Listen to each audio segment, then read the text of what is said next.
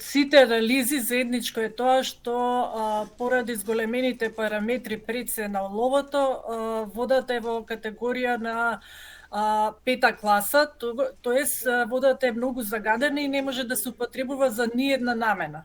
Значи, постоја различни информации во наредните денови. Прво излезе градоначалникот нели со информации од една акредитирана лабораторија, според која беа надминувањето и на тешките метали, на кадмиум, и манган, и цинк, па и цијанидот беше зголемен не 100 пати, меѓутоа 14 пати, кој е исто така високо ниво, и потоа излегува и од рудникот со своји анализи, така да ние се обидевме да добиеме информации од